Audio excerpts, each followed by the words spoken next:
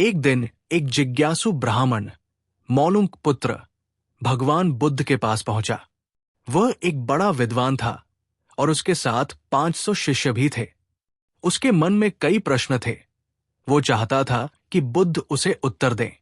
बुद्ध ने उसकी आंखों में देखा और कहा, मौलुंक पुत्र, मैं तुम्हारे प्रश्नों का उत्तर देने से पहले एक शर्त रखता हूं। यदि तुम वो शर्त पूरी कर सको तो मैं तुम्हारे सभी प्रश्नों का उत्तर दूंगा। 1 वर्ष तक प्रतीक्षा करो, ध्यान करो और मौन रहो।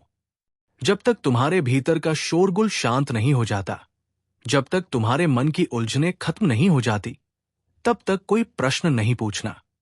तब मैं तुम्हें उत्तर दूंगा। मौलुंक पुत्र थोड़ा आश्चर्यचकित हुआ। 1 वर्ष तक मौन रहना, क्या यह संभव था? क्या उस 1 वर्ष में कोई उत्तर मिलेगा या नहीं, यह भी अनिश्चित था। उसके मन में शंका उत्पन्न हुई कि कहीं यह समय बेकार न हो जाए। परंतु बुद्ध के सामने उसे संकोच भी महसूस हो रहा था, क्योंकि वो एक बड़ा विद्वान था और ऐसे किसी आदेश को टालना उसकी शान के खिलाफ था। वो दुविधा में पड़ गया। तभी पास में बैठा सारिपुत्र हंसते हुए बोला, मौलुंक पुत्र, तुम इनकी बातों का विश्वास मत करो। ये बड़े धोखेबाज है। ये वही है जिन्होंने मुझे भी धोखा दिया। जब मैं इनके पास गया था तो इन्होंने मुझसे भी यही कहा था। 1 साल इंतजार करो, मौन रहो, ध्यान करो और फिर प्रश्न पूछो।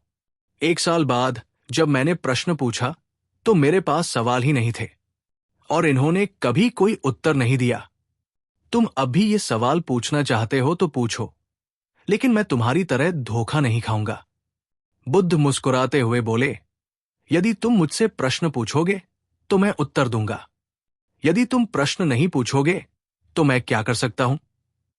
समय बीत गया और 1 वर्ष पूरा होने को आया। मौलुंक पुत्र ने अपने मन की चुप्पी को महसूस किया और ध्यान में गहरे उतर गया।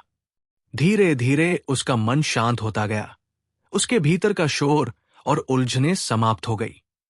उसे यह महसूस हुआ कि अब उसके भीतर कोई प्रश्न नहीं है। एक दिन बुद्ध ने कहा, आज तुम्हारे यहां आने के 1 वर्ष का समय पूरा हो गया। अब तुम प्रश्न पूछ सकते हो। मैं तुम्हारा उत्तर देने को तैयार हूं। मौलुंक पुत्र हंसा और बोला, आपने मुझे धोखा दिया।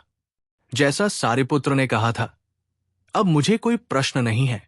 जब मैंने अपने भीतर देखो तो मैं ये समझ पाया कि कोई सवाल ही नहीं है। मैं क्या पूछूं? मेरे पास पूछने के लिए कुछ भी नहीं है। बुद्ध ने उत्तर दिया, असल में जब तुम सत्य का अनुभव करते हो तब प्रश्न अपने आप समाप्त हो जाते हैं।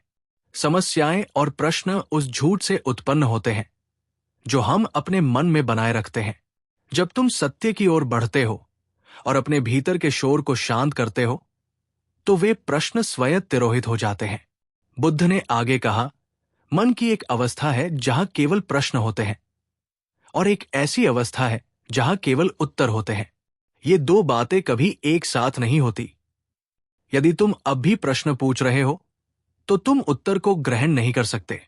जब तुम्हारे भीतर प्रश्न समाप्त हो जाते हैं तो तुम खुद उत्तर को प्राप्त कर लेते हो। यही तो ध्यान की प्रक्रिया है। प्रश्नों को छोड़ देना, भीतर की बातचीत को शांत करना।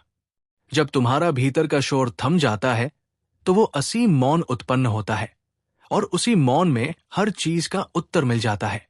तब कोई समस्या नहीं रहती, क्योंकि सब कुछ अस्तित्वगत रूप से सुलझ चुका होता है। ये सिखाने की प्रक्रिया थी कि जब हम अपने भीतर के शोर को शांत कर देते हैं तब सत्य का अनुभव होने लगता है और सवाल स्वतः खत्म हो जाते हैं।